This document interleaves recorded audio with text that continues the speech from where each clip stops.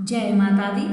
नमस्कार दोस्तों, स्वागत है आप सभी का हमारे YouTube चैनल लक्ष्मी शर्मा की कहानियां पर।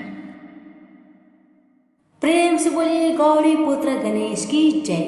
प्यारे भक्तगणों, आप सभी को पुत्रदा एकादशी व्रत की हार्दिक शुभकामनाएं। आज आप श्रवण करेंगे सभी व्रत में सुनी जाने वाली गणेश जी की कथा। इनकी कथा सुने बिना आपका व्रत अधूरा है, इसलिए एकादशी व्रत में अनिवार्य रूप से गणेश जी की कथा का श्रवण अवश्य करें। भगवान आपकी हमारी सबकी मनोकामना को पूर्ण करे। प्रेम से बोलिए गणेश महाराज की जय। आप सुनिए कथा। पुराणों में बताया गया है कि एक बार भगवान गणेश गंगा नदी के किनारे तपस्या कर रहे थे। इसी कालावधि में धर्मात्मज की कन्या तुलसी विवाह की इच्छा लेकर तीर्थ यात्रा पर निकली। देवी तुलसी सभी तीर्थ स्थल का भ्रमण करते हुए गंगा के तट पर पहुंची। गंगा तट पर देवी तुलसी ने देखा कि युवा गणेश जी तपस्या में लीन थे। शास्त्रों के अनुसार तपस्या में विलीन गणेश जी रत्न जटित सिंहासन पर विराजमान थे। उनके समस्त अंगों पर चंदन लगा हुआ था। उनके गले में परिजात पुष्प के साथ स्वर्ण मणि रत्नों के अनेक हार पड़े थे। उनकी कमर में अत्यंत कोमल रेशम का पीतांबर लिपटा हुआ था। तुलसी श्री गणेश के इस सुंदर स्वरूप पर मोहित हो गए। उसके मन में गणेश से विवाह करने की इच्छा जागृत हुई। तुलसी ने विवाह की इच्छा से उनका ध्यान भंग किया। तब भगवान श्री गणेश ने तुलसी द्वारा तप भंग करने को अशुभ बताया और तुलसी की मनसा जानकर स्वयं को ब्रह्मचारी बताकर उसके विवाह प्रस्ताव को नकार दिए। विवाह प्रस्ताव ठुकराने पर तुलसी ने नाराज होकर गणेश जी को श्राप दिया कि उनके एक नहीं बल्कि 2 विवाह होंगी। इस पर श्री गणेश ने भी तुलसी को श्राप दे दिया कि तुम्हारा विवाह एक असुर से होगा। एक राक्षस की पत्नी होने का श्राप सुनकर तुलसी ने गणेश जी से माफी मांगी। तब गणेश जी ने तुलसी से कहा कि तुम्हारा विवाह शंखचूड़ राक्षस से होगा, किंतु फिर तुम भगवान विष्णु और श्री कृष्ण को प्रिय होने के साथ ही कलयुग में जगत के लिए जीवन और मोक्ष देने वाली होगी। पर मेरी पूजा में तुलसी चढ़ाना शुभ नहीं माना जाएगा। तब से ही भगवान श्री गणेश जी को पूजा में तुलसी चढ़ाना वर्जित माना गया है। प्रेम से बोलिए गणेश जी की जय, तुलसी जी की जय। पौराणिक कथाओं के अनुसार एक गांव में एक विधवा अपनी बहू के साथ रहती थी। उसकी बहू मंद बुद्धि वाली थी, जो अपनी भूख बर्दाश्त नहीं कर पाती थी और हमेशा खाने के लिए उतारू रहती थी। वह सबसे पहले उठकर खाना खाती थी, फिर घर के बाकी काम किया करती थी। एक दिन विधवा ने अपने घर में पूजा करवाने का सोचा, लेकिन वह थोड़ी परेशान थी क्योंकि उसकी बहू अगली सुबह उठते ही खाने के लिए दौड़ेगी और पूजा के लिए बनाए गए पकवान को जूठा कर देगी। अपनी बहू को पूजा के लिए बनाए गए पकवान से दूर रखने के लिए विधवा ने एक तरीका निकाला। पूजा वाले दिन उसने एक मटका लिया और उसके नीचे एक छेद कर दिया और अपनी बहू से बोली कि आज तो पूजा है, इसलिए खाना खाने से पहले पानी भर के ले आओ। बहू भी चालाक निकली। उसने देख लिया था कि विधवा ने मटके के नीचे छेद कर दिया है, इसलिए वह अपनी साड़ी में आटा बांधकर पनघट पर चली गई। वहां उसने आटा निकाला और कुएं के पानी के मदद से बाटियां बनाने लग गई। कुएं के पास ही एक शमशान था। जहाँ चीता जलाई जा रही थी। बहू ने उसकी आंच में अपनी बाटियां सेक ली। उसकी बाटियां सूखी थी तो वह पास में ही गणेश भगवान का एक मंदिर था। बहू वहां पर चली गई जहाँ गणेश जी को किसी ने चोला चढ़ाया हुआ था। उसने देखा कि गणेश जी की तोंद पर घी लगा हुआ है। उसने उस घी को अपनी बाटी पर लगा लिया और उसका भोग गणेश जी को लगाकर वह बाटी खा ली और बहू घर वापस चली आई। बहू की इस हरकत पर गणेश जी को बहुत गुस्सा आया और उन्होंने गुस्से में अपने नाक पर उंगली चढ़ा लिया। जब गांव वाले ने देखा कि गणेश जी ने अपने नाक के ऊपर उंगली चढ़ा लिया है तो उन्हें मनाने के लिए बहुत जद्दोजहद किया गया, लेकिन गणेश जी ने अपनी उंगली वापस नहीं उतारी। जब यह बात राजा को पता चली तो राजा ने बड़े बड़े पंडितों और ज्योतिषियों को बुलवाया और हवन करवाया, लेकिन गणेश जी फिर भी नहीं माने। सब बहुत चिंतित थे। राजा ने पूरे गांव में यह ऐलान करवा दिया कि जो भी इंसान गणेश जी की नाक पर से उंगली हटाने में सफल होगा उसे इनाम के तौर पर 5 गांव दिया जाएगा। गांव के सभी लोग गणेश जी को मनाने आए, लेकिन गणेश जी किसी से भी न माने और अपनी उंगली नाक पर चढ़ाए रखे। अंत में विधवा की बहू बोली कि अगर सब उसे आज्ञा दे तो वह गणेश जी की उंगली हटा सकती है। उसकी बात सुनकर उसकी विधवा सासू माँ हंसने लगी और बोली कि जब बड़े बड़े विद्वान कुछ नहीं कर पाए तो वह कैसे गणेश जी को मना पाएगी। तब किसी ने बोला कि जब सब लोगों को मौका मिला तो उसे भी एक मौका मिलना चाहिए।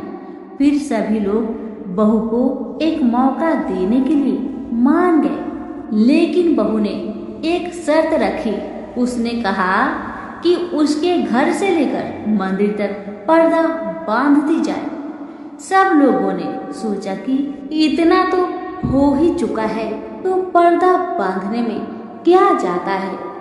बहू के कहे अनुसार उसके घर से लेकर मंदिर तक पर्दा लगाया गया। बहू ने अपना दिमाग लगाया और वह अपने साड़ी की आंचल में मोगरी छिपाकर मंदिर चली गई। अब बहू ने मंदिर में जाकर गणेश जी से बोला कि मैंने आपके तोंद से जरा सा घी क्या ले लिया, आपने अपने नाक पर उंगली चढ़ा ली।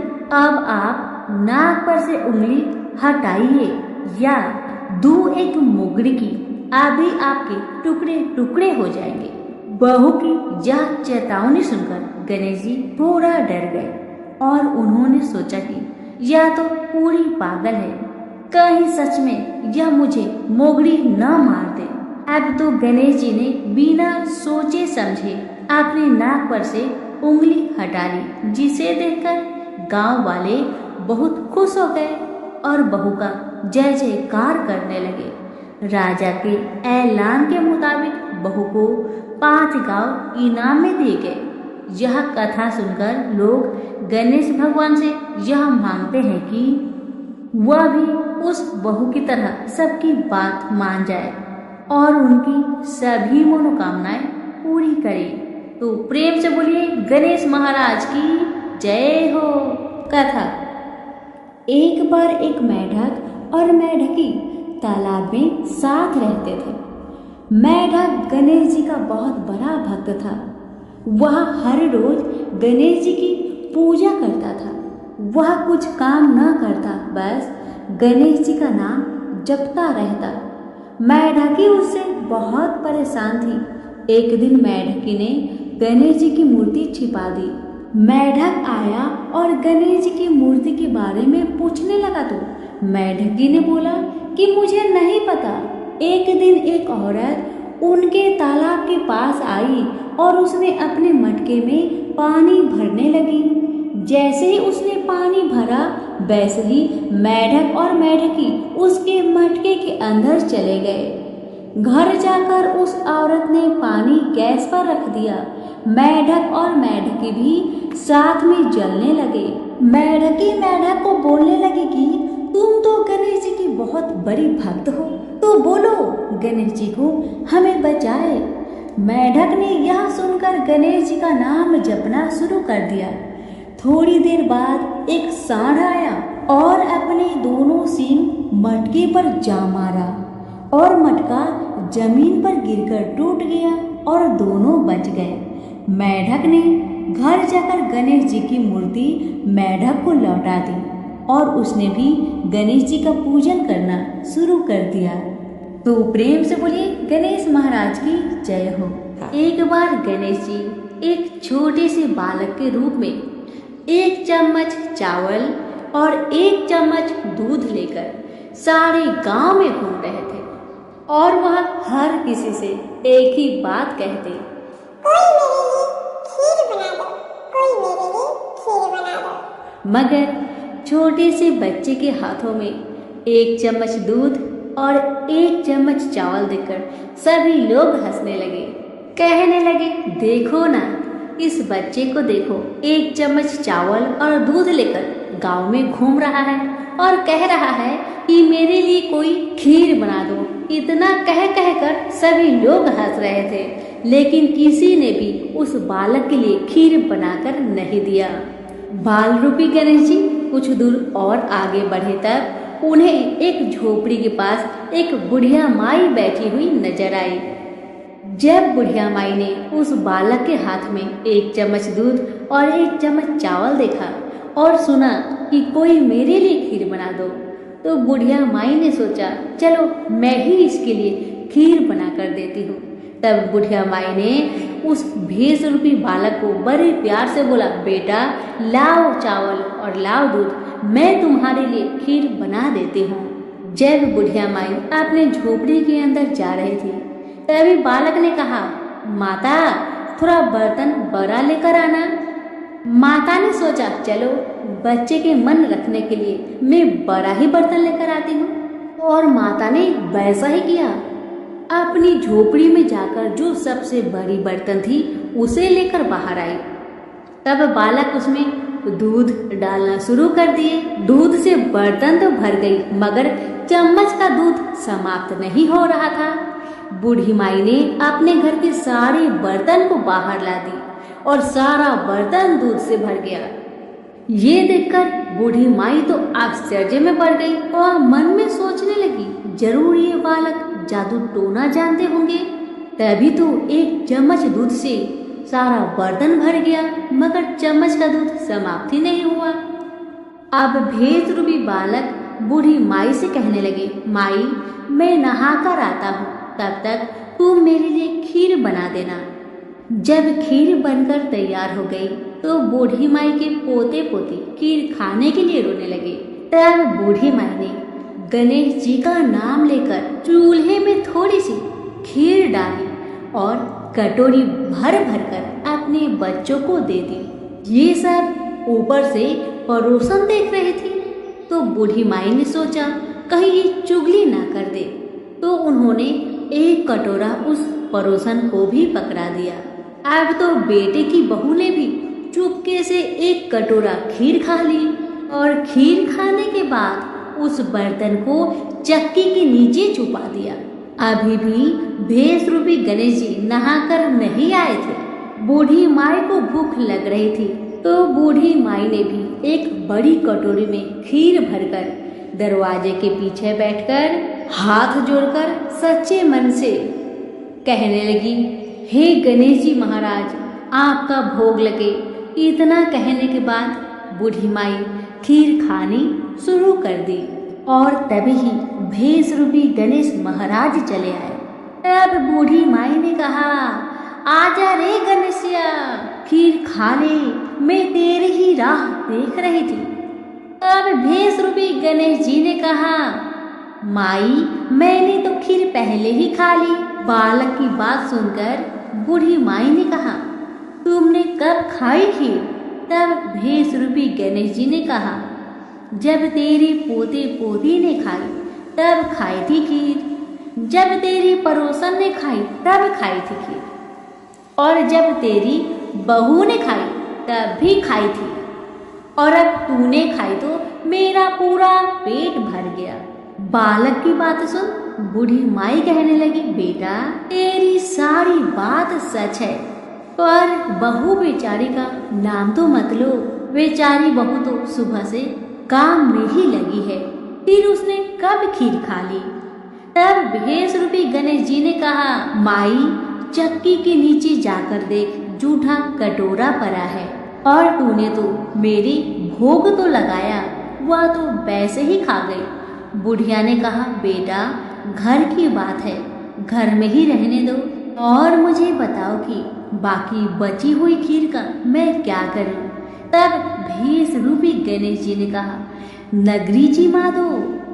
बुढ़िया ने पूरे नगरी को जिमा दिया, फिर भी बर्तन पूरा ही भरा था। यह बात जब राजा को पता चली तो राजा ने बूढ़ी माई को बुलवाया।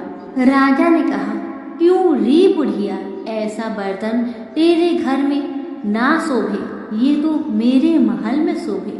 तब बूढ़ी माई ने कहा, राजा जी आप ले लो। अब राजा ने महल में खीर का बर्तन को मंगवा लिया।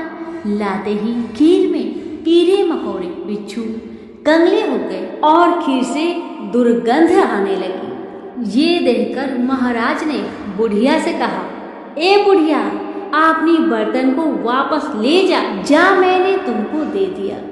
बुढ़िया ने कहा, महाराज जी आप देते तो पहले ही कभी दे देते, यह बर्तन तो मुझे मेरे गणेश जी ने दिया है।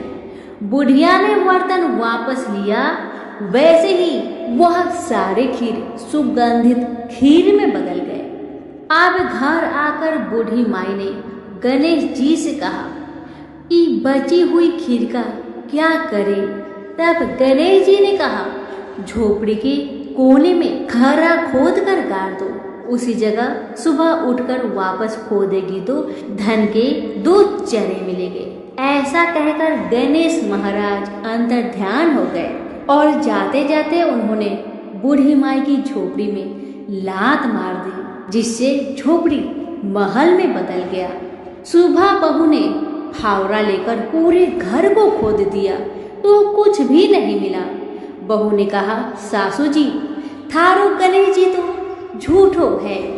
सासू माँ ने कहा, बहू मारो गणेश झूठो तो ना ही है, ला मैं देखूं। वह सुई लेकर खोजने लगी तो टन टन करते 2 धन के चढ़े निकल आए। बहू ने कहा, सासू जी गणेश जी तो साचो ही है। तब सासू ने कहा, गणेश जी तो भावनाओं के भूखे हैं। हे गणेश जी महाराज, जैसे आपने बूढ़ी माई को दिया वैसे सबको देना, कहानी कहने वाले को, पुकार भरने वाले को और आसपास के सुनने वाले को सबको देना। तो प्रेम से बोलिए गणेश महाराज की जय। एक गांव में एक बहुत ही साधारण आदमी रहता था। उसे गणेश जी पर बहुत विश्वास था। जब कोई व्यक्ति उसे हालचाल पूछता तो वह कहता, गणेश जी जाने। उस गांव में गणेश जी का एक छोटा सा मंदिर था। उन्हें उन पर पूरा विश्वास था। वह आदमी के 2 पुत्र और एक पुत्री थी। जब पुत्री की शादी किया तो उस साधारण आदमी ने साहूकार से कुछ कर्जा लिया। इसी तरह से समय बीतने लगा। कुछ समय बाद बेटा ने अपने पिता से कहा, पिताजी ये पैसा लीजिए और ये पैसा लेकर साहूकार को दे दीजिए ताकि आपको कर्ज से मुक्ति मिले। उस आदमी ने जाकर साहूकार से कहा, यह लीजिए साहूकार जी आपका पैसा जो आपने मेरी बिटिया की शादी में दी थी। लीजिए अपना पैसा ब्याज सहित और मुझे कर्ज से मुक्त करा दीजिए। साहूकार ने एक पेज पर लिख दिया था कि आपका पूरा कर्जा ब्याज सहित प्राप्त हुआ है। आप कर्जा से मुक्त हो गए हैं। साहूकार ने उस आदमी से पूछा, इस पर क्या लिखा हुआ है? उस आदमी ने कहा, मैं तो अनपढ़ हूँ, जो लिखा है वह गणेश जी जाने, मुझे नहीं पता। साहूकार समझ गया कि व्यक्ति बहुत सीधा है।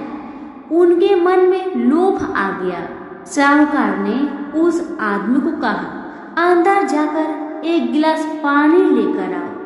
इसी बीच में साहूकार ने उस पर्ची को हटाकर एक पर्ची लिख दिया कि अभी मेरा कर्जा बाकी है।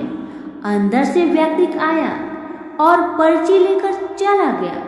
कुछ दिन बाद साहूकार पैसा मांगने पहुंच गया। तब उस आदमी ने कहा कि यह बात गलत है, मैंने आपको पैसा दे दिया था। मामला कोर्ट में चला गया। तब उस व्यक्ति को बुलाया गया। उस व्यक्ति ने जज साहब से अपनी सारी कहानी सुनाई कि उसने कैसे साहूकार को पैसा लौटाया था, लेकिन उस व्यक्ति के पास कोई सबूत नहीं था। वह सिर्फ एक ही बात कह रहा था कि मेरे गणेश जी जाने, मेरे गणेश जी जाने। अब जज साहब ने उस व्यक्ति से पूछा, क्या तुम्हारा कोई गवाह है जिसने तुम्हें साहूकार को पैसे देते वक्त देखा था? तब उस व्यक्ति ने कहा, हाँ, मेरे गणेश जी है, मेरे भगवान जी है, मुझे पैसे देते हुए साहूकार को देखा था। जज साहब ने कहा, ठीक है, तो गणेश को बुलाया जाए। पुलिस वालों ने उस व्यक्ति के गांव में जाकर लोगों से पूछा कि गणेश जी नाम का कोई व्यक्ति इस गांव में रहता है, उसे कल कोर्ट में आना पड़ेगा। सभी गांव वालों ने एक ही बात कहा कि इस गांव में गणेश जी नाम का कोई भी व्यक्ति नहीं रहता है, बस यहाँ पर एक गणेश जी का छोटा सा मंदिर है। अब भगवान कैसे कोर्ट में पेश होंगे? अब अगले दिन अदालत की कार्रवाई शुरू हुई। जज साहब के बगल में खड़ा व्यक्ति ने जोर जोर से बोला, गणेश हाजिर हो, गणेश हाजिर हो। उसी वक्त एक बूढ़ा व्यक्ति सिर पर तिलक लगाए, चंदन का माला पहने हुए कोर्ट में आ गया। उस व्यक्ति ने कटघरे में खड़ा होकर बोला, सर, मैं गणेश हूँ, बताइए क्या बात है? जज साहब ने गणेश से पूछा, क्या आप इस व्यक्ति को साहूकार को पैसे देते हुए देखा था? तब गणेश जी ने बोला, हाँ जज साहब, मेरे ही सामने इस व्यक्ति ने साहूकार को पूरे पैसे ब्याज समेत दे दिया था। आप साहूकार को यहाँ पर रोकिए और किसी व्यक्ति को साहूकार के घर भेजिए। साहूकार के घर में अलमारी नंबर 3 में एक फाइल है। उस फाइल के 22वें पेज पर वही पर्ची रखा हुआ है जिसमें लिखा है कि यह व्यक्ति ने ब्याज समेत पैसा दे दिया था। बूढ़ा व्यक्ति इतना कहकर वहां से चला गया। कुछ देर बाद सिपाही वापस आया और जज साहब को एक पर्ची दी। यह पर्ची जिसमें लिखा हुआ था कि पूरा पैसा ब्याज समेत मिल गया। जज साहब ने कहा, गणेश कहाँ गया? उनको बुलाया जाए। अब तो गणेश जी कहीं दिखाई नहीं दिए। अगले दिन जज साहब उस व्यक्ति के गांव में गया। पूरे गांव की छानबीन कर ली, पर कहीं भी वह वृद्ध आदमी इस गांव में नहीं मिला। जज साहब को समझने में देर नहीं लगी कि वह वास्तव में गणेश भगवान ही थे। जज साहब उसी वक्त अपने पद से इस्तीफा दे दिए। जज साहब भारत के सभी मंदिरों में घूम घूम कर उसके दरबार पर मिट्टी को अपने सिर में लगाते थे। इसी मंदिर में कभी बैठते ही नहीं थे, क्योंकि जज साहब कहते थे कि हमने भगवान को अदालत में बुलाकर खड़ा किया था, फिर मैं किसी मंदिर में कैसे बैठ सकता हूँ? इस तरह जज साहब काफी बदल गए और गणेश जी के बहुत बड़ा भक्त बन गए। तो सभी प्रेम से बोलिए गणेश भगवान की जय हो। हे गणेश जी महाराज, जैसे आपने उस व्यक्ति का साथ दिया, वैसे ही मेरी इस कहानी को सुनने वाले पर, कहने वाले पर, पुकारे भरने वाले पर, सभी के परिवार पर अपनी कृपा बनाए रखना। तो फिर से बोले गणेश जी महाराज की जय। एक बार गणेश जी महाराज एक सेठ जी के खेत में से जा रहे थे, तो उन्होंने 12 दाने अनाज के तोड़ लिए। फिर गणेश जी के मन में पछतावा हुआ कि मैंने तो सेठ जी के यहाँ चोरी कर ली। तो गणेश जी सेठ जी के 12 साल की नौकरी करने लग गए। एक दिन सेठानी राख से हाथ धोने लगी तो गणेश जी ने सेठानी का हाथ पकड़कर मिट्टी से हाथ धुला दिया। सेठानी सेठ से बोली कि ऐसा क्या नौकर रखा है, नौकर होकर उसने मेरा हाथ पकड़ लिया।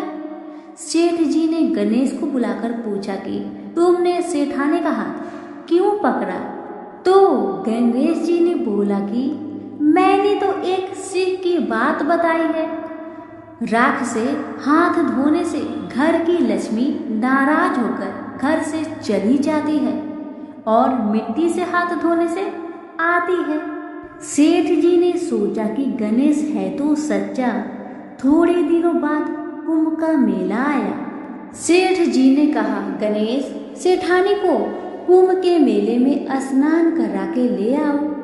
सेठानी किनारे पर बैठकर नहा रही थी, तो गणेश जी उनका हाथ पकड़कर आगे डुबकी लगवा लाए। घर आकर सेठानी ने सेठ से कहा कि गणेश ने तो मेरी इज्जत ही नहीं रखी और इतने सारे आदमियों के बीच में मुझे घसीटकर आगे पानी में ले गए। तब सेठ जी ने गणेश जी को पूछा कि ऐसा क्यों किया?